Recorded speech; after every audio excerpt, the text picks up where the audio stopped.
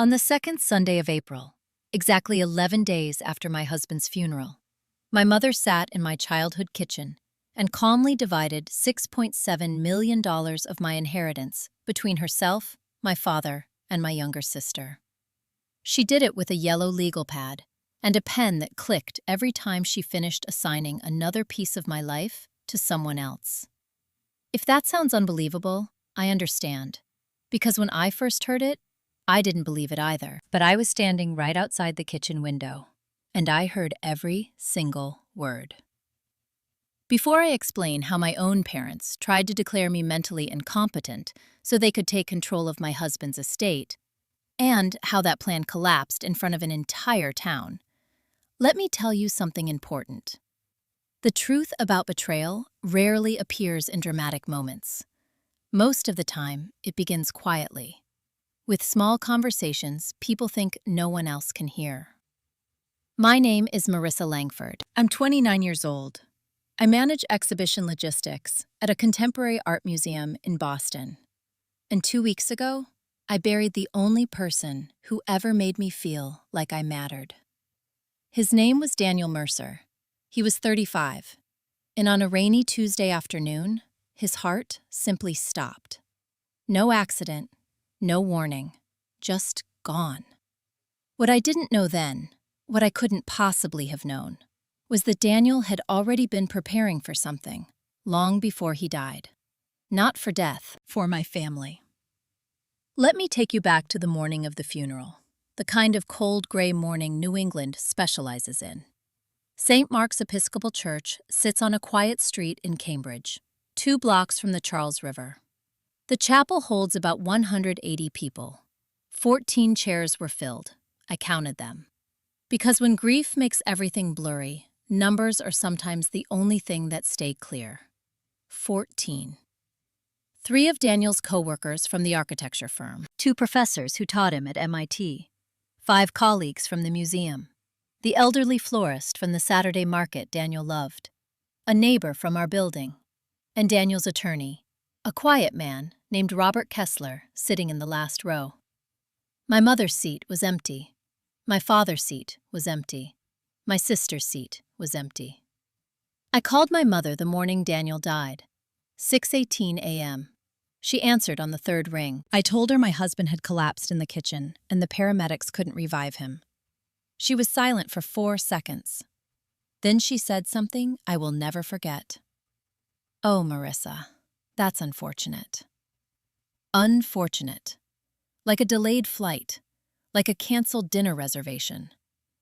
Then she added something else. "We'll talk later. Ava has a bridal consultation today." My husband had just died. My sister had a dress fitting. That was the moment I should have understood exactly who my family really was. But grief does strange things to hope. Even after that conversation, part of me still believed they would come to the funeral. They didn't. When the service ended, I stood outside on the church steps, holding Daniel's folded program while the rain soaked through my coat. People drifted away quietly. Robert Kessler approached last. He shook my hand with both of his. "Daniel loved you very much," he said. I nodded. My throat felt like it had closed. Then he said something I didn't understand at the time. "Come see me Monday morning, Marissa. It's important." I assumed he meant paperwork, insurance, legal formalities. I had no idea Daniel had left something else behind, something my parents would soon become very interested in.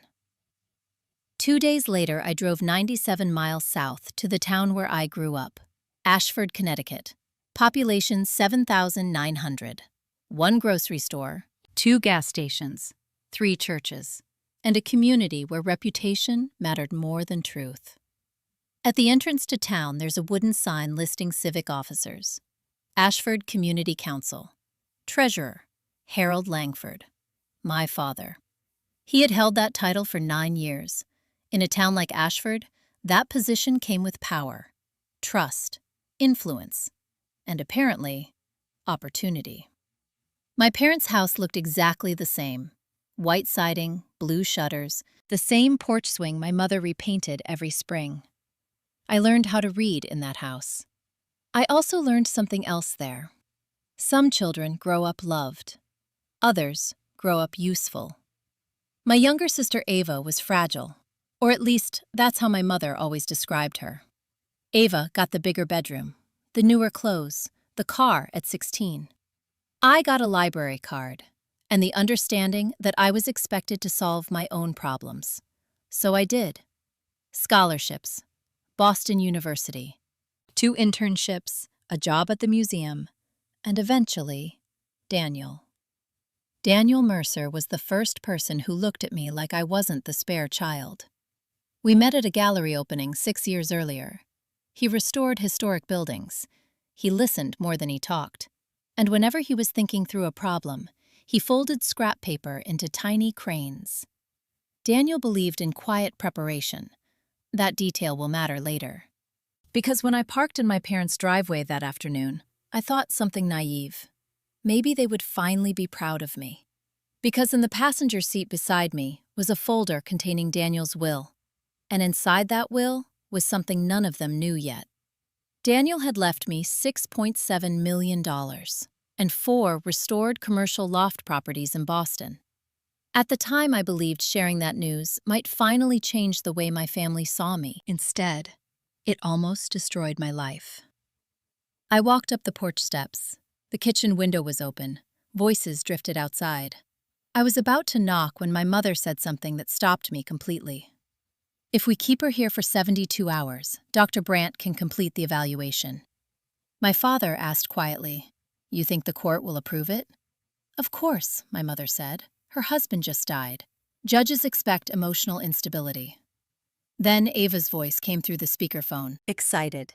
"And once guardianship is granted, we transfer the accounts. The money moves through Dad's management. Simple." I didn't breathe. My mother kept writing on the yellow pad. Marissa gets stabilized. Ava becomes temporary financial guardian. Dad oversees the investments. She clicked her pen again. $6.7 million. That should cover Ava's wedding and the condo upgrade. My hands were shaking. My own family wasn't comforting me. They weren't helping me. They were planning to declare me mentally incompetent so they could take everything Daniel left behind. And they were doing it 3 days after he died. That was the moment something inside me changed. Because for the first time in my life, I stopped trying to earn my family's approval. Instead, I reached into my coat pocket and pressed record on my phone. Inside the kitchen, my mother kept talking. My father kept agreeing. My sister kept calculating. None of them realized their entire plan was now saved on my phone. 7 minutes of conversation. 7 minutes of quiet betrayal. 7 minutes that would eventually destroy everything they had spent decades pretending to be. When the conversation ended, I stopped the recording, slipped the phone back into my pocket, and rang the doorbell. My mother opened the door. Her expression changed instantly, from calculation to sympathy. She hugged me tightly. "My poor girl," she whispered. "We're here for you now." Behind her, my father stood in the hallway with his hands in his pockets. "You should stay here a few days," he said. "Rest. There's no rush to go back to Boston." Of course there wasn't. They needed 72 hours. I smiled. "Thanks, Dad. I think that might be a good idea." Because while they believed their plan had already begun, they had no idea Daniel Mercer had spent the last 3 years preparing for exactly this moment. And neither did I. But by the time the truth came out 10 days later, it wouldn't just destroy my family. It would destroy my father's reputation, my sister's future, and the carefully constructed image my mother had spent 30 years building in a small town that valued appearances more than honesty. And it would all begin at a charity banquet, in front of nearly 100 people, where the truth about the Langford family would finally become impossible to hide. At 9:12 the next morning, a man I had never met before was sitting in my parents' living room, pretending to care about my grief. His name was Dr. Leonard Brandt. He was 63 years old, wore wire-rimmed glasses, and carried a leather briefcase that looked like it had been purchased specifically to make people trust him. My mother introduced him like he was an old family friend. Leonard and your father went to college together, sweetheart. I thought it might help for you to talk to someone. Help. That word almost made me laugh, but I kept my face neutral. If you've ever realized people are plotting something against you, you learn quickly that the safest response is silence. Dr. Brandt shook my hand. His grip was warm, sympathetic, practiced. I'm very sorry for your loss, Marissa. My parents are worried about you. We sat in the den. My father stood near the window. My mother took the love seat directly beside me, not across from me, beside me, like a witness. Brandt opened his notebook. Just a few questions, he said. His voice was gentle, professional, the kind of voice designed to make someone lower their guard.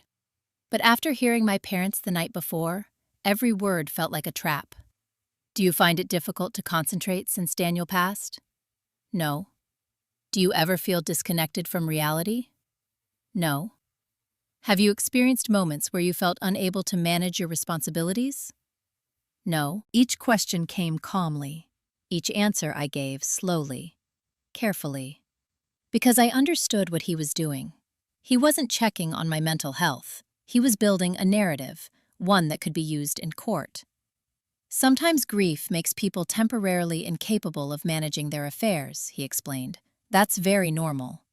My mother leaned forward. She hasn't been herself since Daniel died. Brandt nodded thoughtfully. Have you heard Daniel's voice since his passing? No. Do you feel overwhelmed by financial decisions right now? No. 20 minutes passed. 20 minutes of controlled answers. No hesitation, no emotion. I gave him nothing. Finally, he closed his notebook. You're very composed, he said. Grief affects everyone differently. I stood up. Excuse me, I need some air. I stepped outside onto the back porch and closed the screen door behind me. Then I pulled out my phone and called the one person who might actually know what was happening. Robert Kessler. He answered on the second ring. Marissa. His voice sounded relieved. I was hoping you'd call. They brought in a psychiatrist, I said quietly. Brandt. He's evaluating me. There was a long pause. Then Kessler said something that changed everything. Don't sign anything they give you. My stomach tightened. They're planning guardianship.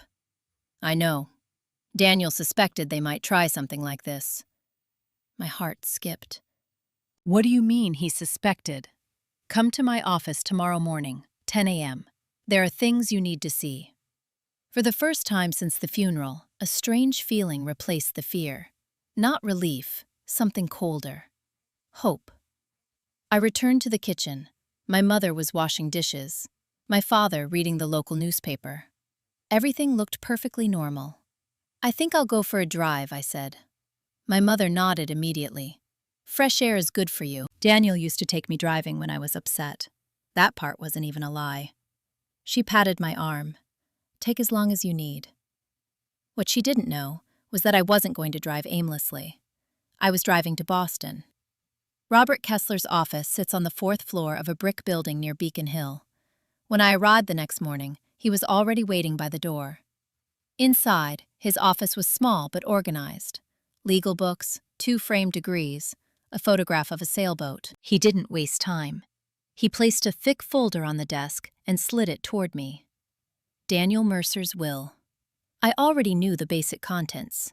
$6.7 million in liquid assets. 4 restored commercial loft properties in Boston. Everything transferred to me. But Kessler wasn't finished. He reached into his desk drawer and removed a sealed envelope. My name was written across the front, in Daniel's handwriting. For Marissa. I felt my throat tighten. When did he write this? 2 years ago. I opened the envelope slowly. Inside was a single page, blue ink. Daniel always used blue ink.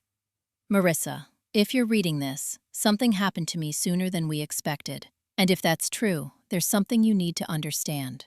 Your family worries me. Not because they're openly cruel, but because of the quiet ways they diminish you. The subtle things people overlook. I've watched it for years, And I've prepared for it. If anything happens to me, Robert will explain the rest.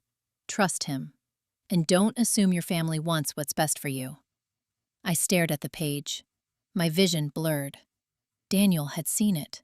Everything I had spent my life pretending wasn't real. Kessler waited until I finished reading. Then he opened another folder. Your husband established something called an irrevocable trust 3 years ago. Every asset he owned was placed inside it. Cash, property, investments. What does that mean? It means no guardianship court can transfer those assets. Even if a judge declared you mentally incompetent tomorrow, the trust remains locked.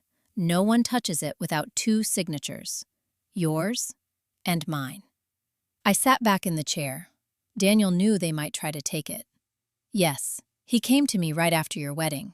He said something I'll never forget. He said, her family will come for this money if I die. Build something they can't reach. For the first time since Daniel's funeral, I cried. Not because I was scared, because he had protected me, even after he was gone. Kessler gave me time to breathe. Then he opened a second folder. There's something else. Your father asked Daniel for money 4 separate times during your marriage. My stomach tightened. What? He printed the emails. Each request slightly more desperate than the last. $18,000 for home repairs. $22,000 to help Ava with medical bills. $15,000 for a property tax issue. Daniel declined each request, politely, and documented every conversation. Your father is the financial treasurer for the Ashford Community Council, correct? Yes. Then his financial disclosures are public records. Kessler picked up his phone. I want you to meet someone. He put the call on speaker. Margaret Lawson, forensic accountant.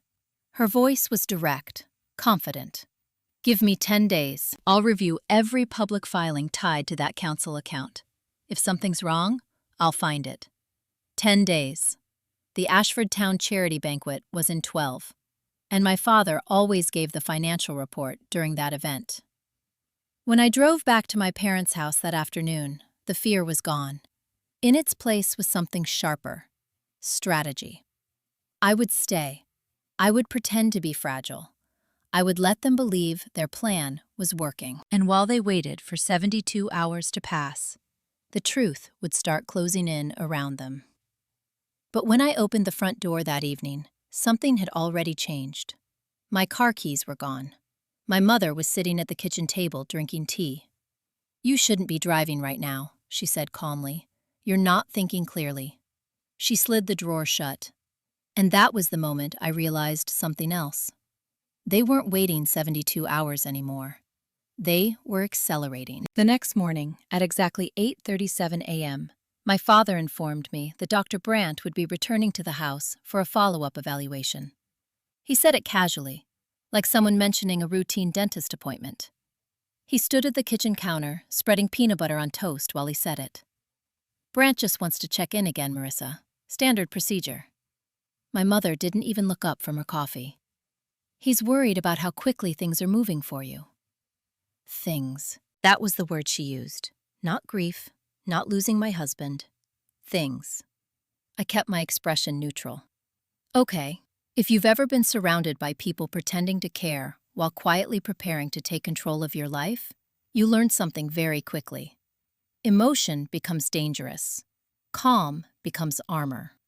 So I stayed calm, even when my car keys were locked in the kitchen drawer, even when the Wi-Fi password mysteriously stopped working that morning, even when my mother began answering every phone call before I could reach the receiver. They were isolating me, step by step. Later that afternoon, my phone rang. Ava.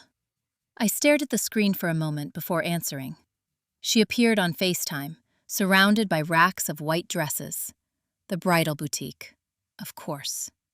Her hair was styled, her makeup perfect. She looked like someone having a wonderful week. Hey, she said brightly. Mom told me you're staying a few days. Yeah, good. Then she lowered her voice slightly. So listen, there's something we should probably handle while you're home.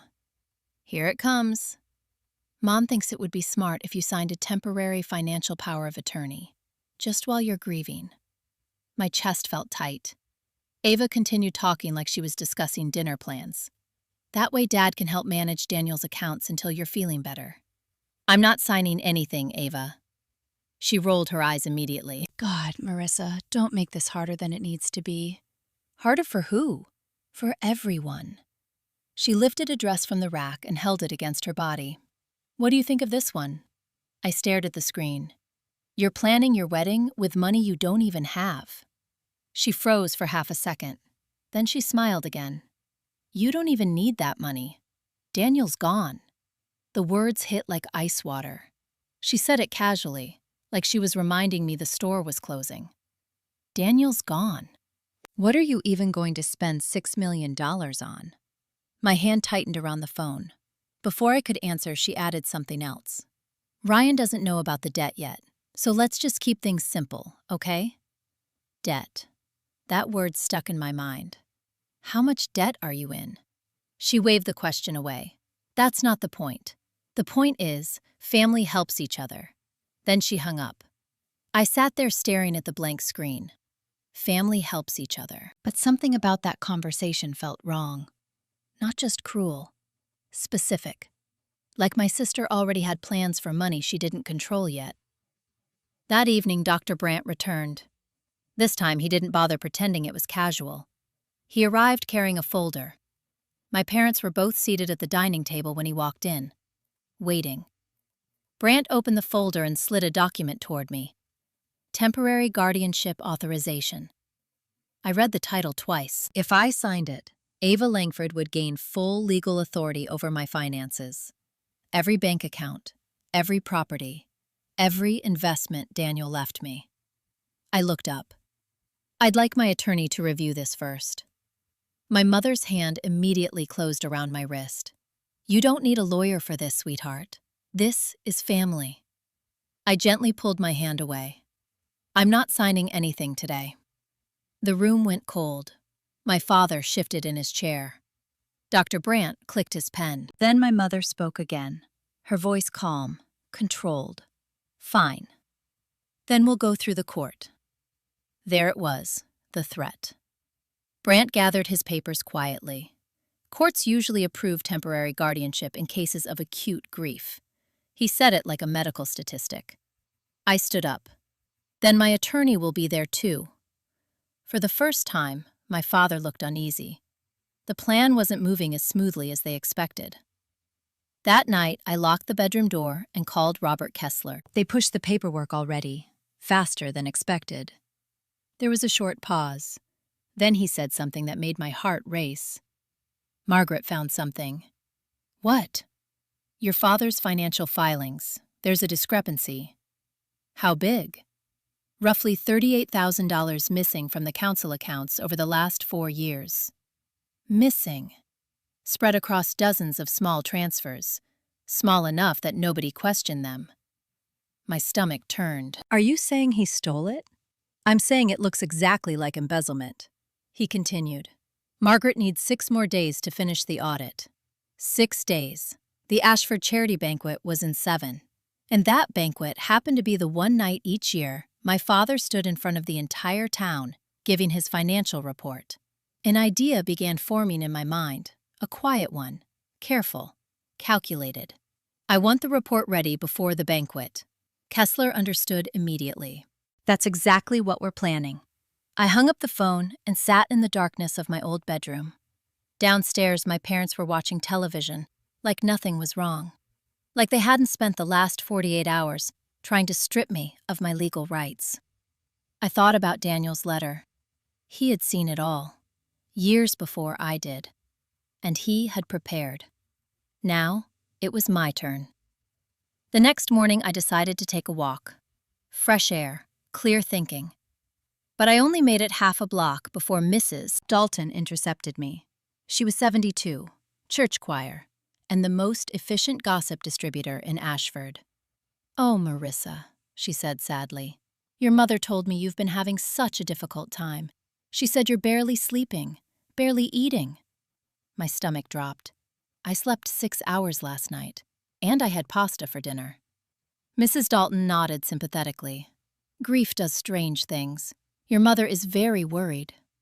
2 houses later, Mr. Callahan stopped me outside the hardware store. Your mother mentioned you might need someone checking on you. Same story, same concern, same script. By the time I returned home, I understood something terrifying. My mother wasn't just planning a legal case. She was building a community narrative. Poor Marissa. She's not thinking clearly. She's unstable.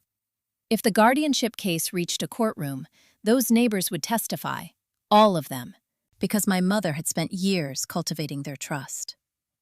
That night my phone rang.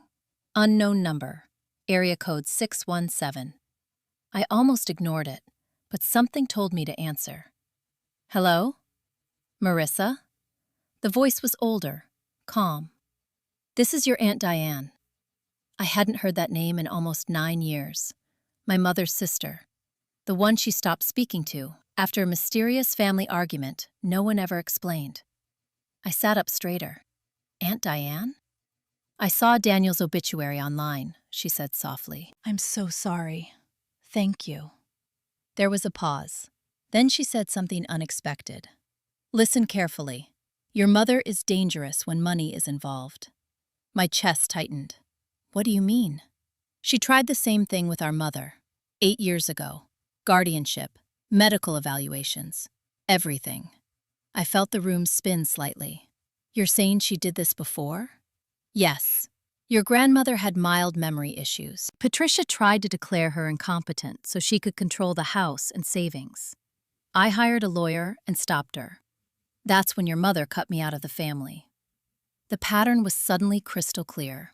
Same playbook, same strategy, different target. If you need someone who knows what she's capable of, Diane said, I'll be there. Where? Wherever this ends. When I hung up the phone, something had changed. I wasn't alone anymore. Not completely. But downstairs, my parents were still planning, still confident, still believing they were the only ones preparing for what came next. What they didn't know yet was that 6 days later, in front of nearly 100 people at the Ashford Community Charity Banquet, my father's entire life would collapse in less than 10 minutes. And my mother would realize the daughter she thought she could control had been recording everything from the very beginning. 3 days before the Ashford Charity Banquet, my mother started watching me like a prison guard. Not openly, subtly. She appeared in doorways. She asked where I was going if I picked up my coat. She checked my phone whenever I left it on the counter. She even began sitting in the living room during my evening calls, pretending to read while clearly listening. Fear changes people, and Patricia Langford was beginning to feel something she hadn't felt in a very long time. Uncertainty. The first crack appeared on Thursday afternoon. I had just come back from the grocery store with my father when my mother was standing in the kitchen with her arms folded. Where did you go this morning? Her voice was calm, but there was something tight underneath it. I told you, I said, the pharmacy. She stared at me for a long moment. Then she said something strange. You didn't call that lawyer again, did you? I kept my face neutral. No. Technically, that wasn't a lie. Robert Kessler had called me, not the other way around. My father set the grocery bag on the counter. Pat, she's fine. But Patricia wasn't listening to him. Her eyes stayed locked on mine. Then she said something that told me exactly how nervous she had become. You know, Marissa, legal situations can get messy. Families that bring lawyers into private matters often regret it later. That sentence had 2 meanings, the one she said and the one she meant. Stop interfering, or things will get worse. I didn't respond. Silence has a way of unsettling people who expect obedience. She finally looked away. Dinner that night was tense. My father barely spoke. My mother kept glancing toward the hallway where my phone was charging. And around 8:30 p.m., my phone buzzed with a message from Robert Kessler. 1 sentence. The audit is finished. My heart started pounding. I excused myself and went upstairs. When I called him, He answered immediately. Margaret Lawson completed the forensic report this afternoon. And? There's no doubt. Your father skimmed funds from the Ashford Community Council for 4 years. $38,650. 42 separate transfers, each one small enough to avoid suspicion. 500 here, 900 there. Every dollar routed into his personal checking account. My stomach turned. It was worse than we thought. Do the council members know? Not yet, but someone important does. Who? Reverend Paul Whitaker, the senior pastor at Ashford Community Church. He also sits on the council board. What did he say? Kessler paused. He said he wants the truth presented publicly, at the banquet. My pulse jumped. You're serious? Very. He believes if this happened under his watch, the entire community deserves transparency. And your father is scheduled to give the financial report that night. Exactly. The plan became clear in seconds. At the banquet, the entire town gathers. Council members, donors, local reporters, nearly everyone who matters in Ashford. And my father always stood at the podium to present the yearly financial summary. Only this year, someone else would be presenting the numbers. Margaret Lawson will introduce the audit after his speech, Kessler said. The room will already be watching. The truth will be impossible to ignore. I sat on the edge of the bed in silence. 3 days. 3 days until everything exploded. Then I asked the question that had been sitting in the back of my mind all evening. What about the guardianship plan? He answered immediately. Your recordings and the attempted psychiatric manipulation are already documented. If they push forward legally, it becomes evidence of fraud. My mother thought she was playing chess. She had no idea the board had already been flipped. Friday morning brought another surprise. I woke up to an email from Ava. At first, I assumed it was another attempt to pressure me, but when I opened it, I realized something immediately. The message wasn't meant for me. Subject line: Wedding Budget Timeline. Recipient: Mom. She had forwarded the email to the wrong contact. My name sat just above Patricia's in her phone. One small mistake. And suddenly, I was staring at a spreadsheet that made my blood run cold. The file listed every expense for Ava's wedding. Venue deposit, $14,000. Catering, $11,800. Dress and alterations, $7,200. Photography, $4,500. Florist, $3,900. Total wedding cost, $41,400. Next to nearly every line was a note. Funding source, M account. My account. Money she didn't even have yet. Money she was already planning to spend. I scrolled to the bottom of the document. Ava had written a note to my mother. Once the guardianship is approved, we should transfer the funds immediately. Ryan still thinks the wedding is coming from Dad's savings. Don't tell him. I stared at the screen for a long moment. My sister had already built an entire wedding budget using money she planned to steal. Then something else occurred to me. She hadn't deleted the email, which meant she had no idea I had received it. I took screenshots, every page, every number, every timestamp. Then I forwarded the evidence to Kessler. His reply came within 2 minutes. This helps a lot. Combined with the recordings, it proves intent, premeditation, financial motive. I deleted the email from my inbox, then from the trash folder. Ava would never know she sent it to me. That night, something else happened. Around 9:45 p.m., the phone rang. It was Aunt Diane again. I'm coming to Ashford. My heart jumped. When? Tomorrow afternoon. Are you sure that's a good idea? Your mother won't like it. Diane laughed quietly. Your mother stopped controlling me 8 years ago. Then she added something important. I still have copies of the guardianship paperwork she filed against your grandmother. If she tries to claim you're unstable, I can testify exactly what she did before. Another piece of the puzzle, another witness, another person my mother had underestimated. Saturday afternoon, Diane arrived. She checked into the small motel outside town. We met at a coffee shop just off Route 44. I hadn't seen her since I was 20, She looked older, stronger, somehow. "Your mother hasn't changed," she said after I explained everything.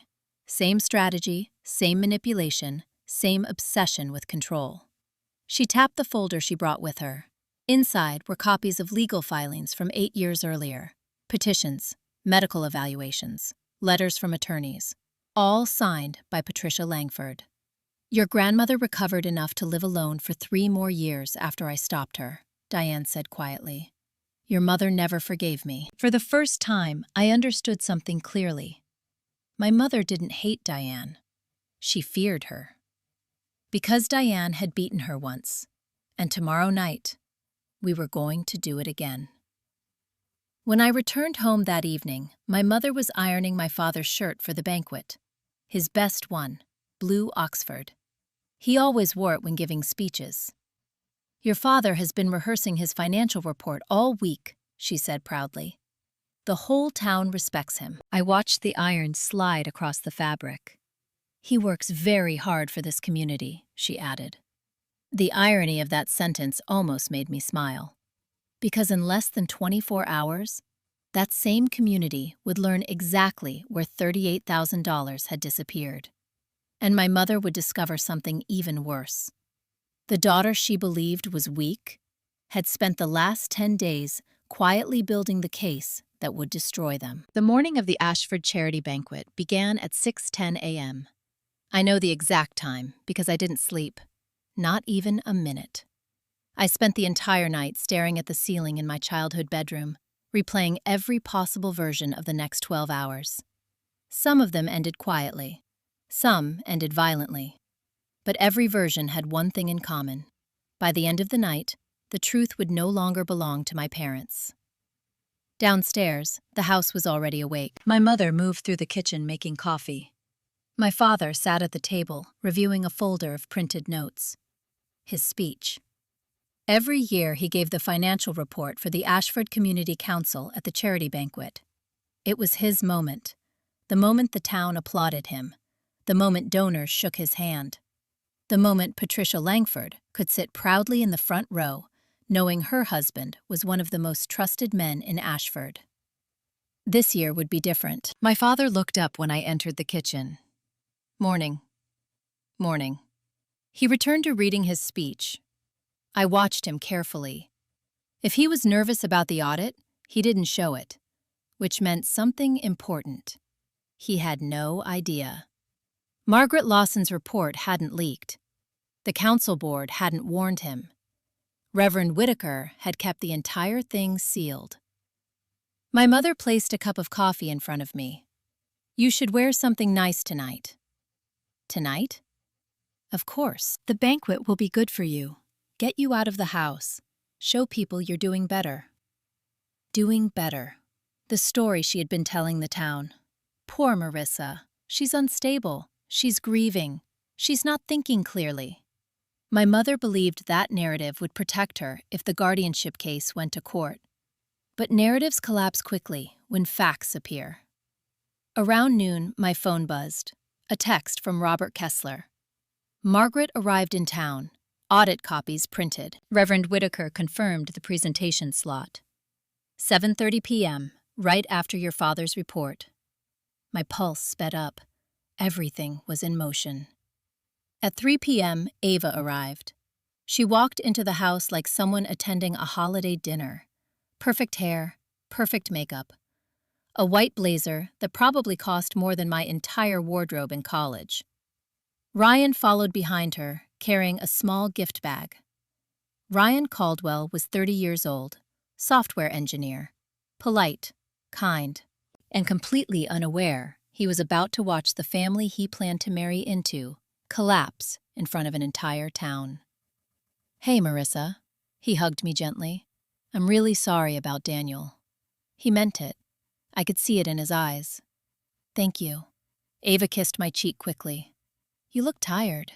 Then she whispered something in my ear. "Just cooperate tonight. It'll make everything easier." "Easier for who?" She didn't answer. Dinner was quiet. My father rehearsed parts of his speech out loud. Totals, community outreach numbers, budget projections. All of it fabricated around the missing money Margaret Lawson had already documented. By 6:30 p.m., we were driving to the Ashford Community Center. The building was already full. Round tables, white tablecloths, small flower arrangements. Nearly 100 people moving between chairs and buffet tables. In a town this size, events like this were social landmarks. The mayor, local business owners, church leaders, school administrators. Everyone came. My father loved that room. He shook hands, accepted compliments, laughed with people who trusted him completely. My mother glowed beside him. Ava introduced Ryan to half the town. "This is my fiancé." Everyone said the same thing. "You're marrying into a wonderful family." I sat at a table near the center of the room, 2 rows behind my parents. Across the room, I saw Robert Kessler near the side wall. Margaret Lawson sat beside Reverend Whitaker, and near the back entrance, Aunt Diane. She wore a dark green jacket and sat perfectly still, watching, waiting. At 7:02 p.m., the program began. Dinner first, speeches after. My father stood at the podium at 7:18. He looked confident, comfortable, like a man who had delivered this speech a dozen times before. "Good evening, everyone. Thank you for supporting the Ashford Community Council." Applause filled the room. My mother beamed in the front row. Ava leaned toward Ryan. "See, my dad runs half this town." Ryan smiled politely. My father continued. "This community has always been built on trust." Another round of applause. I felt my heart beating harder, because the next 10 minutes would destroy that sentence completely. He clicked the projector remote. Slides appeared behind him. Donation totals, community programs, expense summaries. Numbers that looked legitimate. Numbers that hid 42 quiet transfers into his personal account. He finished the speech at 7:29 p.m., and the room applauded again. Then Reverend Whitaker stood. "Thank you, Harold. Wonderful report." My father smiled proudly. Then Whitaker said the sentence that changed everything. "As part of our commitment to transparency this year, the council commissioned an independent financial audit." The room grew slightly quieter. Whitaker gestured toward Margaret Lawson. "Please welcome forensic accountant Margaret Lawson." My father's smile faltered. Margaret walked calmly to the podium. She connected her laptop. The first slide appeared. 2 columns. Public tax filings on the left, internal council reports on the right. "Good evening. My name is Margaret Lawson. Over the last 4 weeks, I conducted a forensic review of Ashford Community Council finances." She clicked the next slide. Donation totals, expense records, account transfers. Over the past 4 years, the council received approximately $212,000 in donations. However, the internal reports submitted by the council treasurer account for only $173,350. A murmur spread across the room. Margaret clicked again. A spreadsheet appeared. 42 transactions highlighted in yellow. These 42 transfers, totaling $38,650, were routed from the council donation account into a personal checking account. The room went completely silent. Margaret paused. Then she finished the sentence. "The account holder is listed as Harold Langford." 100 people turned to look at my father. He was still standing near the podium, frozen. My mother stood up immediately. "This is absurd." Margaret remained calm. "The financial records are documented and verified." Gasps spread through the room. My father stepped forward. "There must be a mistake." Reverend Whitaker raised his hand. "Harold, please, sit down." My father didn't move. My mother turned around. Her eyes found me instantly. "You!" Her voice cut across the room. "You did this." Every head turned toward our table. I stood slowly. "No, Mom, I didn't steal from the council."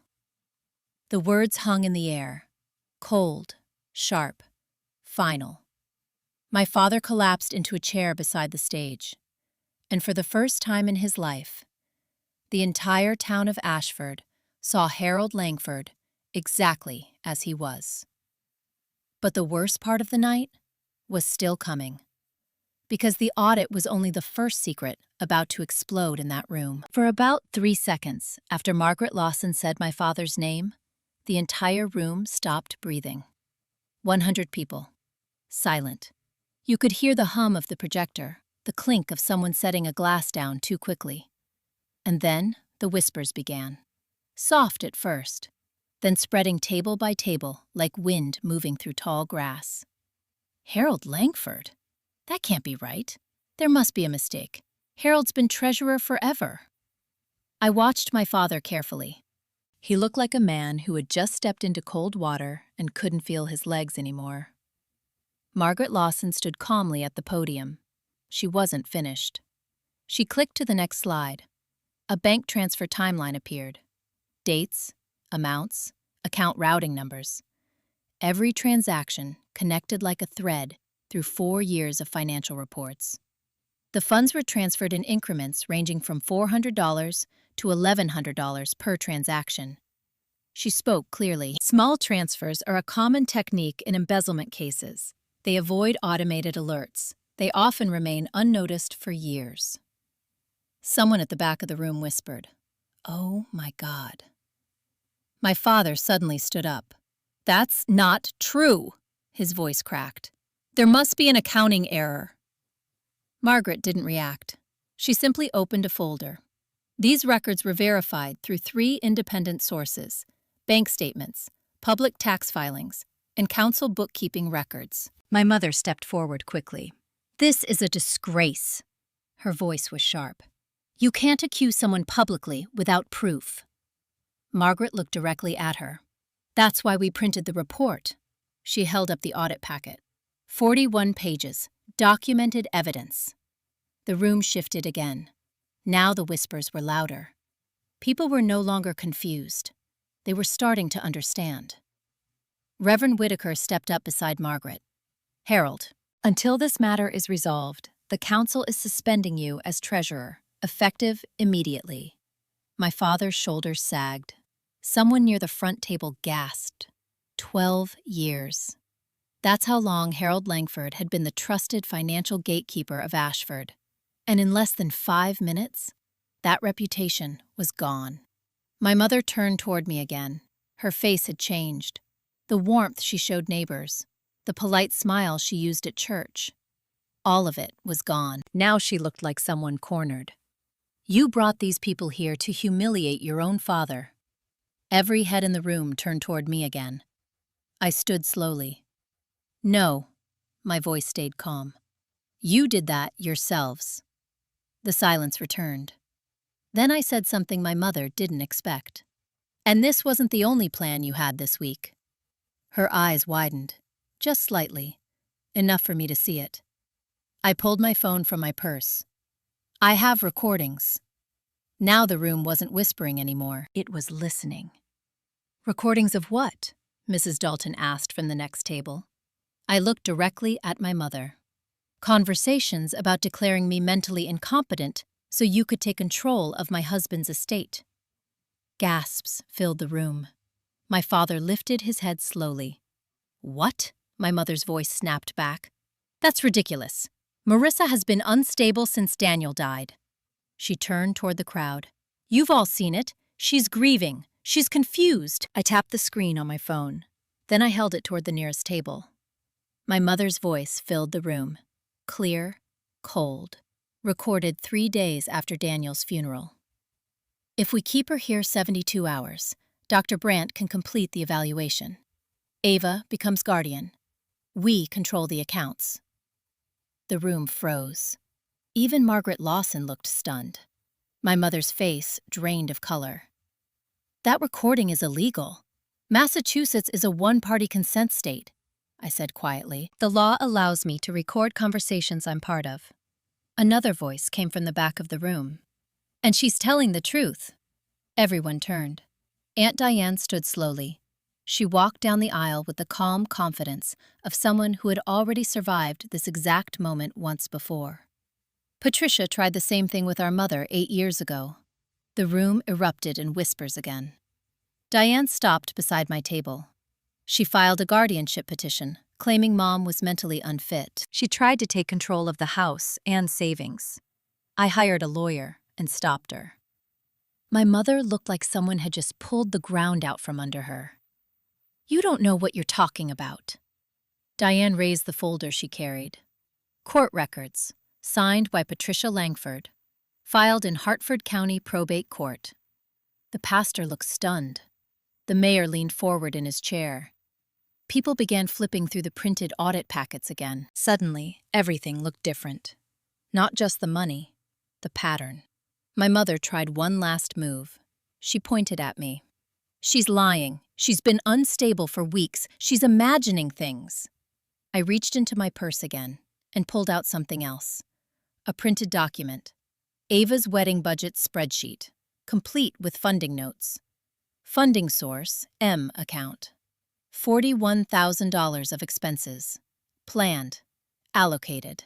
For money they didn't control yet. I placed the pages on the nearest table. Someone picked them up. Then another person leaned over to read. Then another. Ryan Caldwell stood up slowly. He had been silent the entire evening. Now he looked at Ava. "Is this real?" Ava's face went pale.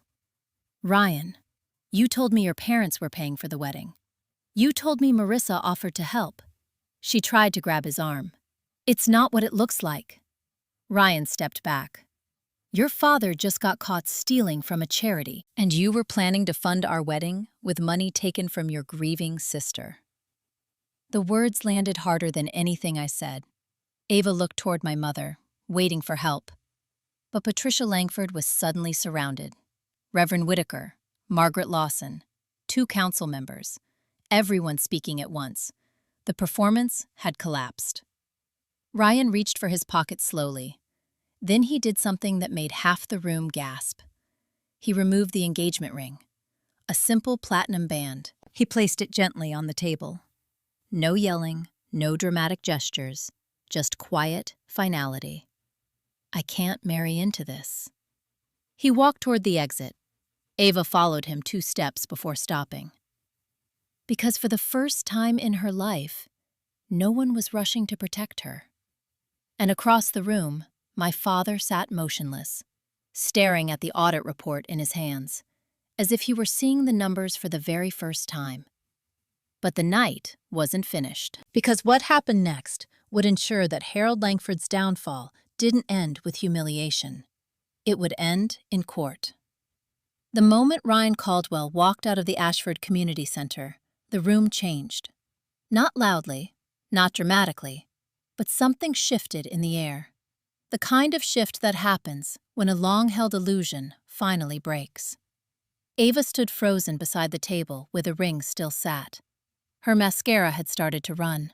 Her hands were shaking, but no one rushed to comfort her, because the entire room was looking at something else. My father. Harold Langford sat in a chair near the stage, with Margaret Lawson's audit report open in his hands. He had turned pale. The confident man who walked into the banquet an hour earlier was gone. Now he looked like someone who had aged 10 years in 10 minutes. Reverend Whitaker spoke quietly to 2 council members. I couldn't hear the words, but I saw one of them pull out his phone, and that meant something important. Authorities were about to get involved. My mother sensed it too. "You're not calling the police." Her voice was tight, controlled. Whitaker turned to face her. "Patricia, $38,000 from a charitable organization is not a misunderstanding. It's embezzlement." The word hung in the room like smoke. Embezzlement. My father lowered his head. For the first time that night, he didn't argue. My mother stepped closer to him. "Harold, say something." He didn't respond. She gripped his shoulder. "Tell them it's a mistake." Still nothing. Because Harold Langford finally understood something his wife hadn't accepted yet. The evidence was real, and the entire town had seen it. Margaret Lawson stepped away from the podium. "The council will be providing the full audit report to the county district attorney tomorrow morning." More whispers spread through the room. Someone near the buffet said quietly, "He could go to jail." My mother heard that. Her entire posture changed. Up until that moment, she had been angry. Now she looked afraid. She turned toward me again. "This is your fault." Every word was sharp. "You destroyed your own father." I met her eyes calmly. Dad destroyed himself when he started stealing. The room went silent again. My mother's voice rose. "Families don't expose each other like this." There it was, the final defense people like Patricia Langford always use. Loyalty, the belief that blood protects wrongdoing, I answered quietly. Families also don't try to have their daughter declared mentally incompetent so they can take her money. A murmur rippled through the room again. Because the recording I had played earlier was still fresh in everyone's mind. My mother realized the room was no longer on her side, so she tried one last strategy: victimhood. She placed a hand over her chest and spoke softly. "My daughter is grieving. She's confused. You've all seen how she's been these last 2 weeks." She looked around the room, pleading now. "Please don't let her ruin our family because she can't cope with losing her husband." For a moment, the room hesitated. Small towns are complicated. People know each other for decades. Trust doesn't disappear instantly. Then Aunt Diane spoke again, clear, loud, and impossible to ignore. "Patricia, stop lying." Everyone turned toward her. Diane stood beside my table, her voice steady. "Your daughter isn't unstable. She's the only honest person in this room tonight." She lifted the folder she had brought.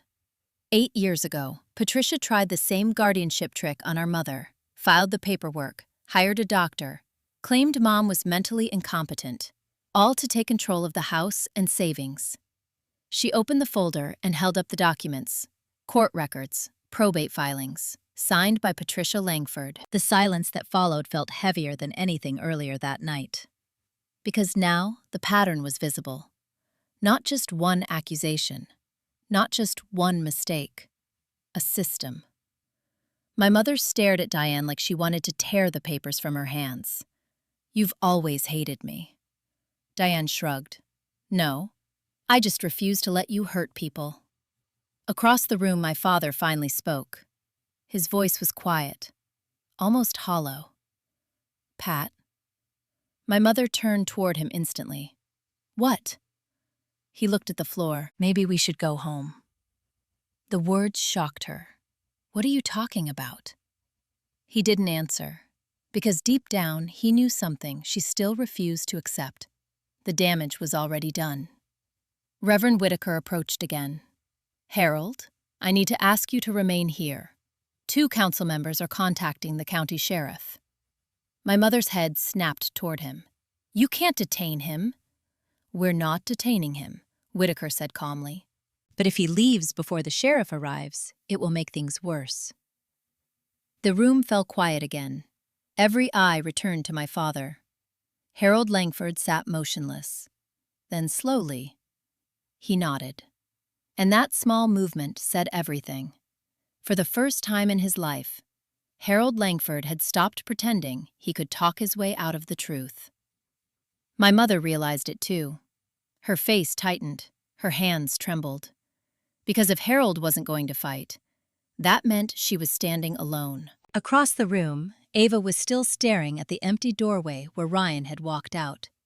Her wedding, her future, her carefully planned life built on money she didn't have. All of it had collapsed in the same hour. And in the middle of that chaos, I felt something unexpected.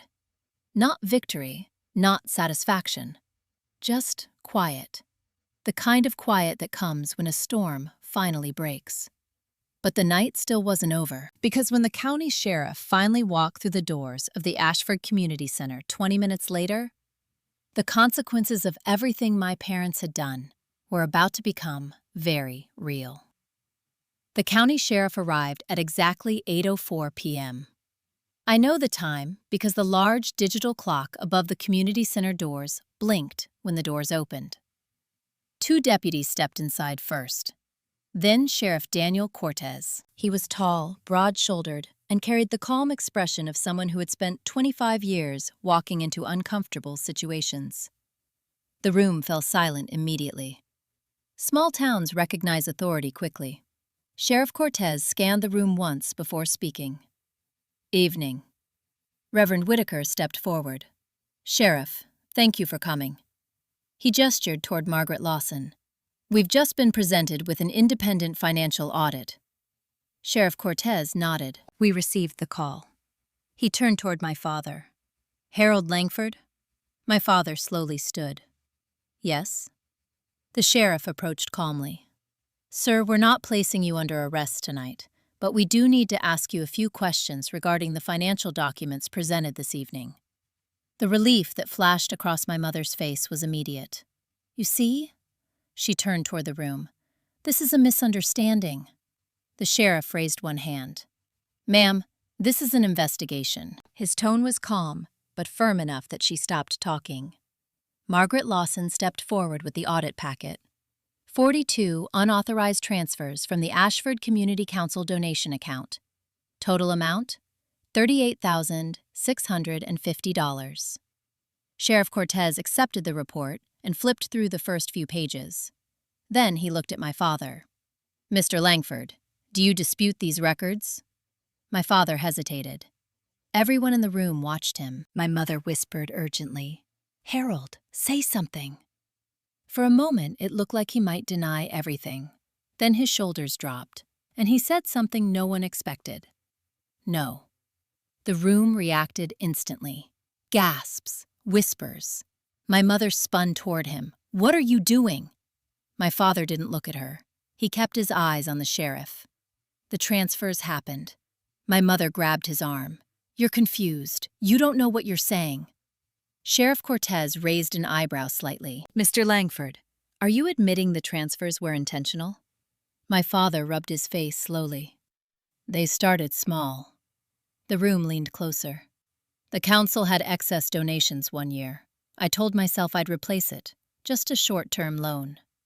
The classic explanation, temporary, just until things get better. But they never do, and once the first line is crossed, it becomes easier to cross the next, then the next. My mother looked like she might explode. You're not confessing to anything. He finally turned toward her. Pat, it's over. The words landed like a hammer. My mother stepped back. For the first time that night, she looked completely lost. Sheriff Cortez nodded slowly. Mr. Langford, we'll need you to come to the station tomorrow morning to provide a full statement. My father nodded. I understand. Then the sheriff added something important. You may also want to contact an attorney. That sentence carried weight because everyone in the room understood what it meant. Criminal charges were coming. Sheriff Cortez closed the audit folder. Thank you for cooperating. He turned to Reverend Whitaker. The district attorney will review the documentation first thing tomorrow. Then he looked around the room. We're done here for tonight. The tension slowly released as people began standing from their chairs. Quiet conversations started everywhere, but none of them sounded supportive. Ashford was a town built on reputation, and Harold Langford's reputation had just been erased. My mother was still staring at my father. You're just giving up? Her voice shook. You're going to let them destroy everything? He looked tired. Pat, it's already destroyed. She turned toward me again. This is your fault. Her voice cracked. You wanted revenge. I shook my head. No, I wanted the truth. There's a difference. Behind her, Ava finally moved. She walked slowly toward the table where Ryan had left the engagement ring. She stared at it, then picked it up. For a moment I thought she might run after him, but she didn't. Instead, she looked at me. This was supposed to be my wedding year. Her voice sounded hollow. My life was finally working. I met her gaze. You built that life on money that wasn't yours. She didn't argue. Because the spreadsheet I had printed earlier was still sitting on the table. Every number, every plan, every expense tied to an account she never had the right to touch. People were leaving now, quietly. Some avoided eye contact with my parents. Others looked at them with open disappointment. Social consequences travel faster than legal ones in towns like Ashford. Reverend Whitaker approached me. "Marissa, I'm sorry for what you went through. You showed courage tonight." I nodded. "Thank you." He hesitated. "Your husband must have been a remarkable man." I thought of Daniel's letter, the blue ink, the careful planning. He was. Across the room, Margaret Lawson packed her laptop. Robert Kessler shook hands with the sheriff. Aunt Diane stood near the doorway watching everything. And my mother stood in the center of the room, looking smaller than I had ever seen her. The performance was over. The reputation was gone. And the town that once admired Patricia Langford now saw something else entirely. When the last tables began folding and the chairs started stacking, my father walked toward the exit, slowly, like someone carrying an invisible weight. My mother followed him, still talking, still angry, still trying to find a way to fix what couldn't be fixed. But as they walked out of the Ashford Community Center that night, something had already become clear. The investigation would destroy my father's position.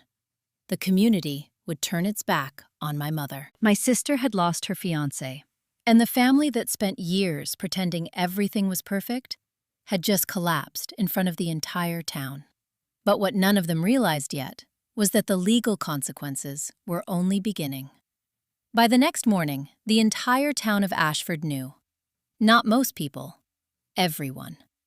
Small towns have their own communication networks, phone calls, church groups, coffee shop conversations. Within 12 hours of the charity banquet, Harold Langford's downfall had traveled through every street and every living room in town.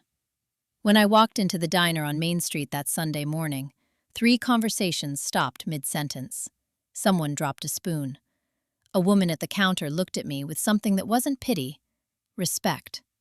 The kind of respect people reserve for someone who stood up in a room where everyone else stayed quiet. I ordered coffee and sat in the corner booth. 10 minutes later, Aunt Diane slid into the seat across from me. She looked tired, but satisfied. "Well," she said, "that escalated faster than I expected." I gave a small smile. "Same." The waitress brought our coffee. Neither of us touched it immediately. Finally, Diane said something I hadn't allowed myself to think about yet. "Your mother will never forgive you." I stared out the diner window. That's not new. She nodded slowly. "Fair point." Then she leaned forward. "But you should understand something. Patricia Langford spent 30 years building a reputation in this town. Church committees, fundraisers, school boards. That reputation disappeared last night. And people like your mother don't survive that kind of humiliation quietly. You think she'll try something?" Diane shrugged. "Maybe not legally, but emotionally, socially? She might try to rebuild the story, shift the blame." That sounded exactly like my mother. Rewrite the narrative. Paint herself as the victim. Poor Patricia. Her unstable daughter destroyed the family. But this time, the evidence was too visible, too public, too documented. My phone buzzed. Robert Kessler. "Already?" I answered. "Marissa, the district attorney's office contacted me this morning." My stomach tightened. That was fast. Small towns move quickly when public funds are involved. "They've scheduled a preliminary meeting tomorrow. Your father will likely face formal charges within the week. Embezzlement from a nonprofit organization. That carries serious penalties." I closed my eyes for a moment. How serious? Depending on the DA's decision, up to 4 years in state prison. The words hung in the air. I thanked him and ended the call. Diane studied my face. "Bad? Worse than I hoped." She nodded slowly. Then she said something that surprised me. "You know, your father probably didn't start as a criminal." I looked up. Most embezzlement cases begin with pressure, debt, desperation. People convince themselves they're borrowing. Then it spirals. That explanation matched what my father had said the night before. It started small, but small crimes grow quietly until they become impossible to hide. When we finished breakfast, Diane squeezed my hand before leaving. "You did the right thing, even if it hurts." I watched her walk out of the diner, Then I drove back to my parents' house one last time. I still had clothes there, books, old photographs. When I pulled into the driveway, the house looked exactly the same. White siding, blue shutters, the porch swing. But something felt different, like the place itself knew the illusion had ended. Inside the house was silent. My father sat at the kitchen table, the same place where my mother had planned to divide my inheritance 2 weeks earlier. Now he looked exhausted, older. He didn't look up when I walked in. "I'm here to get my things." He nodded slowly. "Your mother went to church." Of course she did. Patricia Langford would not disappear quietly. She would show up, smile, pretend nothing had changed, because appearances mattered more to her than truth. My father finally spoke again. "I never meant for it to go that far." I leaned against the counter. $38,000 isn't an accident. He didn't argue. No. Then he said something softer. "I asked Daniel for money once. You remember?" "Yes, Daniel told me. I thought he might help, but when he said no, you started taking it from the council." He looked down. "I thought I could fix it, replace it later. People always think that. But time doesn't reverse bad decisions, and interest compounds in more ways than one." He finally looked up at me. "Your mother pushed the guardianship idea." The sentence hung between us. "But you agreed." He nodded slowly. "Yes. Because I was scared." "Of what?" "The audit, the investigation. If you controlled the money, your mother believed we could pay everything back quietly." My chest tightened. So the plan wasn't just greed. It was desperation. A last attempt to hide a crime. My father rubbed his hands together. "I'm sorry about Daniel." The words sounded sincere, but they came too late. "You weren't at the funeral." He didn't have an answer for that. I walked upstairs to pack my things. My childhood room looked exactly the same. Twin bed, faded quilt, small graduation photo still pinned to the wall. I took the photo down carefully and placed it in my bag. Down the hallway, Ava's room door was closed. For a moment, I considered knocking. Then I didn't. Some conversations can't fix what's already broken. When I carried my suitcase downstairs, my father was still sitting at the kitchen table. He didn't look up. "Goodbye, Dad." He nodded once. "Drive safe." No hug, no apology big enough to repair what happened. Just quiet acceptance. I stepped outside and closed the door behind me. The air felt lighter. For the first time in weeks, I wasn't being watched. I wasn't being manipulated. I wasn't being treated like a problem to control. I was free. But as I drove out of Ashford, something else became clear. The legal consequences for my father were only beginning.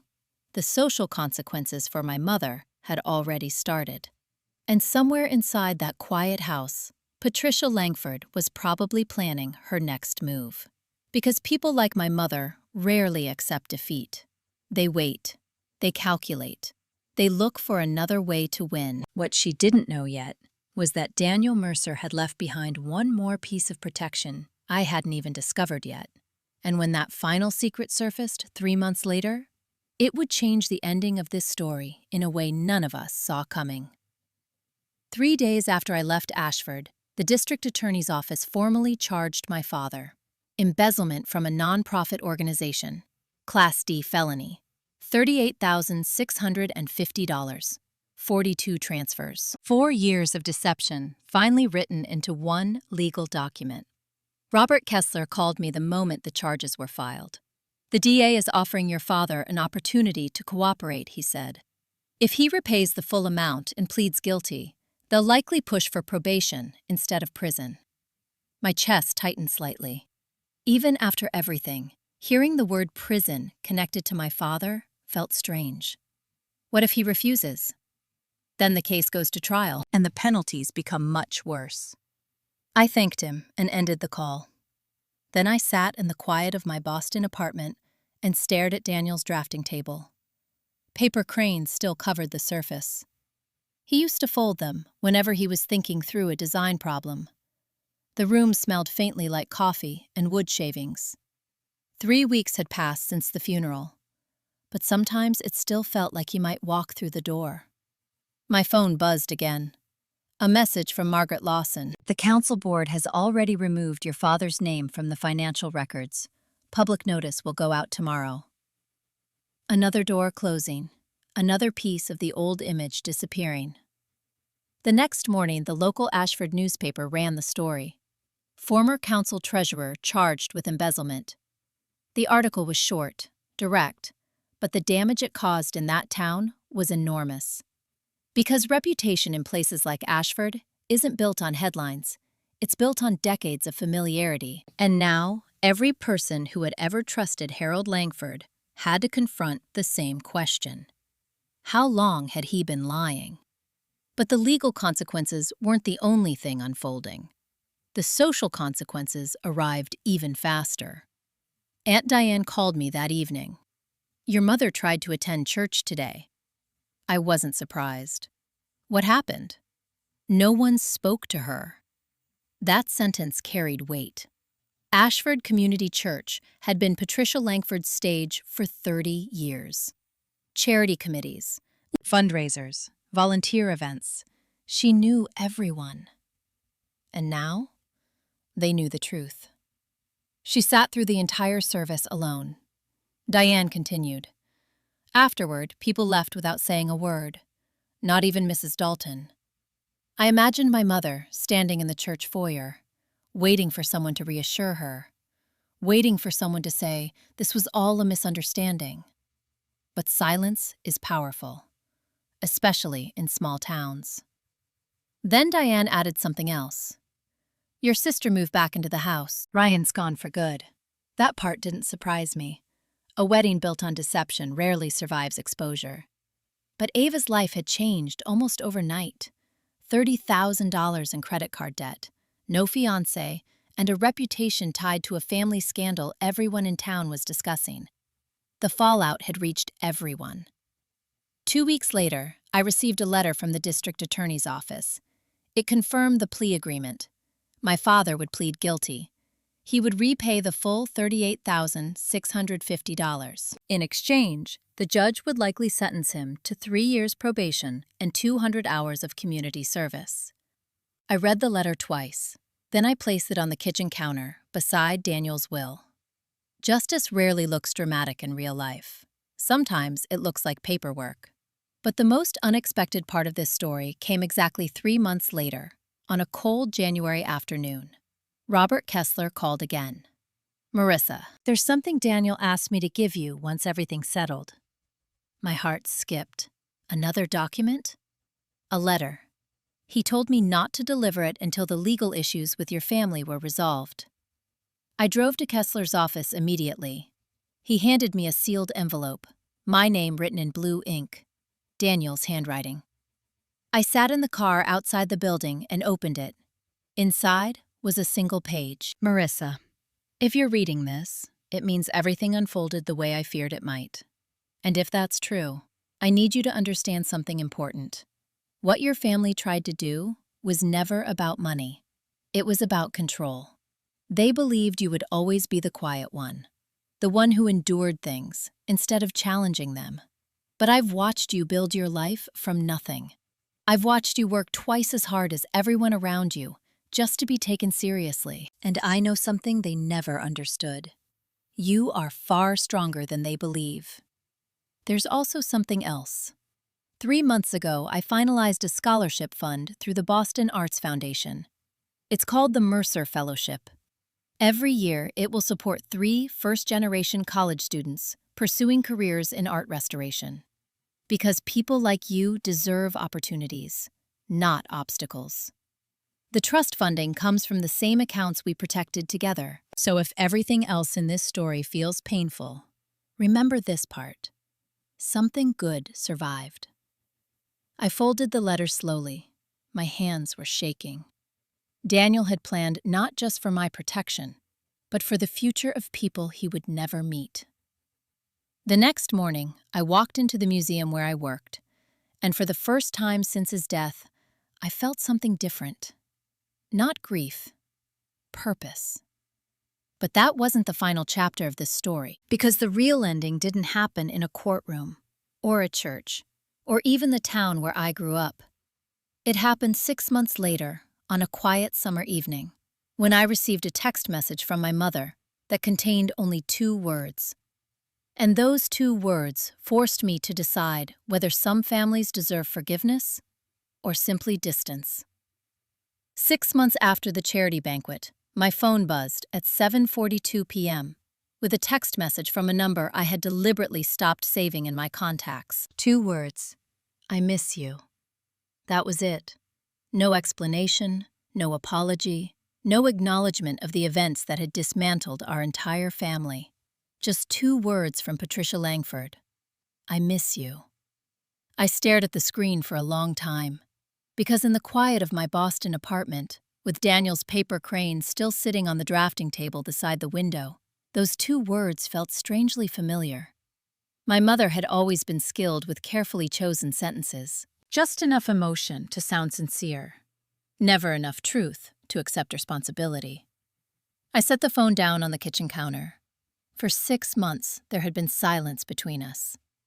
6 months since the night the Ashford Community Center filled with whispers and the illusion of our family collapsed in front of 100 people. During that time, a lot had changed. My father appeared in court in late February. He stood before a judge in Hartford County Superior Court and formally entered a guilty plea. Embezzlement from a nonprofit organization. $38,650. The courtroom was nearly empty that day. A prosecutor, a defense attorney, 2 reporters from the local newspaper, and my father. He looked smaller than I remembered. The confident treasurer who once ran community meetings had disappeared.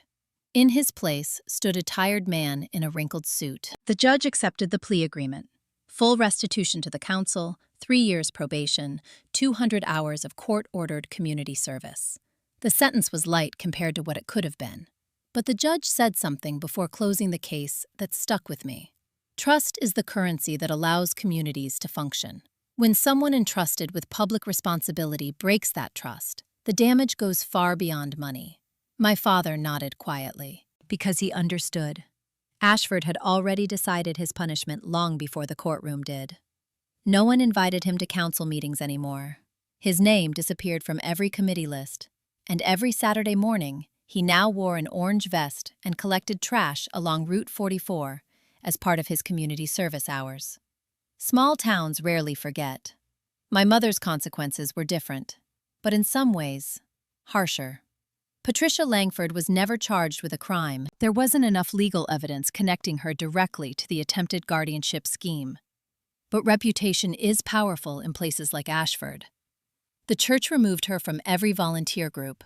Fundraising committees stopped calling. Neighbors who once lingered on the porch for afternoon coffee began crossing the street instead. Social exile can be quiet, but it can also be brutal. Aunt Diane kept me updated occasionally, not because I asked, but because she knew silence sometimes allows stories to twist. Your mother still goes to church, she told me once, but she sits alone now. No one talks to her afterward. Then there was Ava. My younger sister's life had unraveled faster than anyone expected. Ryan never returned.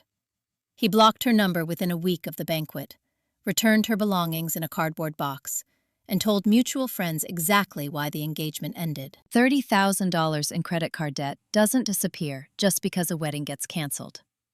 Ava moved back into my parents' house permanently.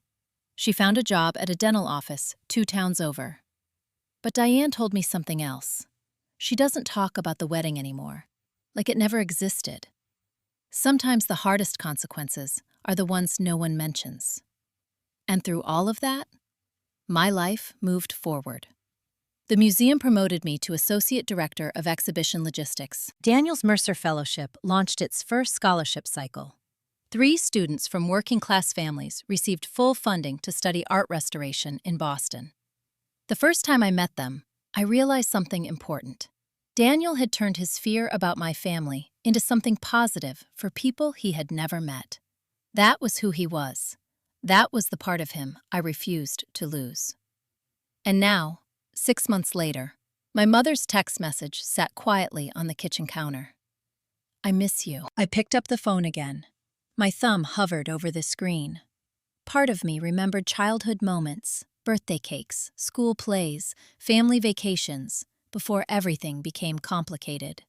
But another part of me remembered something else. Standing on that porch the night I overheard her plan, listening to my own mother discuss how to declare me mentally incompetent so she could control Daniel's estate. Love and manipulation can look surprisingly similar if you're not careful. I typed a response, then deleted it. Typed again, then erased it again. Finally, I set the phone down, because some questions deserve time. Forgiveness is complicated. Family is complicated. But boundaries? Boundaries are simple. Later that evening, I walked through the museum gallery where our newest exhibition was being installed. Resilience in Modern Art.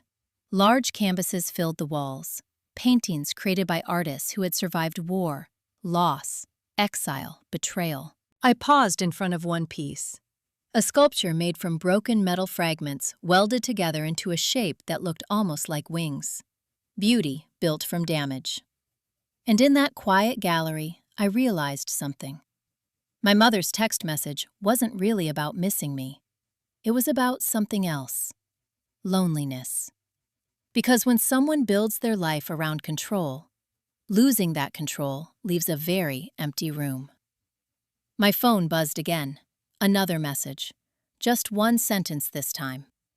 Please, can we talk? I stared at the screen, and for the first time since the charity banquet, I had to decide whether Patricia Langford still had a place anywhere in my future. The answer would come the next morning, and it would finally end this story. The next morning, I woke up at 6:05 a.m. Boston was still quiet outside my apartment window. The sky was pale gray, the kind of early light that makes the city feel calm before everything starts moving. My phone was still on the kitchen counter, where I left it the night before. 2 messages from my mother. I miss you. Please, can we talk? I poured coffee and sat at the small table near the window. For a long time, I didn't touch the phone. Because the question sitting in front of me wasn't really about answering a message. It was about deciding what role my mother would have in the rest of my life. And that kind of decision deserves honesty. 6 months earlier, my life had collapsed, all at once. Daniel died. My parents tried to take control of my inheritance. My father was exposed for stealing from the community he pretended to serve. My sister's engagement ended in front of half the town. Everything that had quietly shaped my childhood had finally surfaced. But something else happened during those 6 months. I learned what peace actually feels like. No manipulation, no guilt, no constant pressure to make myself smaller so other people could feel comfortable. Just quiet. The kind of quiet that allows you to hear your own thoughts clearly. And that quiet mattered. I picked up my phone, opened the message thread. For a moment, my fingers hovered over the screen. Then I typed, Mom. I read the word carefully before continuing. You don't miss me. You miss control. The typing bubble appeared almost immediately. 3 dots, then disappeared, then came back again. Finally, her reply arrived. That's not fair. I stared at the screen. Fair? My husband died. You weren't at his funeral. 3 dots again, then a new message. We were dealing with a lot at the time. That sentence told me everything I needed to know. Not I'm sorry, not I made a mistake, just an excuse. I typed one more message. You tried to have me declared mentally incompetent so you could take Daniel's money. Another pause, then her response. We were worried about you. That was the moment the conversation ended for me. Because truth requires accountability. And Patricia Langford had spent her entire life avoiding that word. I typed my final reply. I hope you find peace, but I'm not part of your life anymore. Then I placed the phone face down on the table. Not out of anger, not out of revenge, but because some boundaries need to be permanent. Outside my window, the city was waking up. Traffic began filling the streets, people walking dogs, coffee shops opening. the ordinary rhythm of a life that had finally become mine. Later that morning, I walked into the museum. The new exhibition had opened the night before. Resilience in Modern Art. The gallery was already filling with visitors, students, artists, families, people standing quietly in front of paintings created by individuals who had survived things most of us never experience. Near the entrance was a small plaque, Nathan Mercer Fellowship for Emerging Art Restorers. 3 new names had been added beneath it. 3 students, starting careers because Daniel believed opportunities should exist for people who didn't grow up with support. I stood there for a moment, thinking about him. Thinking about the letter he left, the one written in blue ink. "You are the bravest person I've ever known." Those words used to feel too big for me. Now they felt like truth. Across the gallery, Aunt Diane walked in carrying a cup of coffee. She had driven 2 hours that morning just to see the exhibition. James Kessler arrived 10 minutes later. Margaret Lawson followed shortly after. None of them were connected by blood, but they were the people who showed up when everything mattered. And that's something I understand clearly now. Some families are built by biology. Others are built by loyalty. Mine was built by the people who stood beside me when the truth became uncomfortable. That afternoon, when the museum closed, I returned home. The apartment was quiet again. Sunlight fell across Daniel's drafting table. The small paper cranes still scattered across the wood. I picked one up. He used to say something whenever he finished folding one. Paper remembers the shape you give it. People are the same way. The way someone treats you over time eventually becomes who they are. My family shaped themselves through years of choices, and those choices led them exactly where they are now. My father completes community service every Saturday morning along Route 44. My mother still attends church, but sits alone. My sister works quietly in a dental office and avoids conversations about weddings. Their lives continue, just without the illusion they once depended on. And mine continues too, with boundaries, with purpose, with peace. I never planned to stand in front of my father's entire town and expose the truth. I never planned to lose my family in the same month I lost my husband. But sometimes life removes the things that were never meant to stay. And what remains afterward is the life you were supposed to build all along. That's my story. If you've ever had to choose between protecting your peace and protecting someone else's image, I'd really like to know. Tell me in the comments what boundary you wish you had set sooner. And if this story stayed with you until the end, thank you. Stories like this remind us that sometimes the quietest revenge isn't revenge at all. It's simply living well without the people who tried to break you. And if you want to hear another story about a family secret that unraveled in a way no one expected, there's one waiting for you right after this.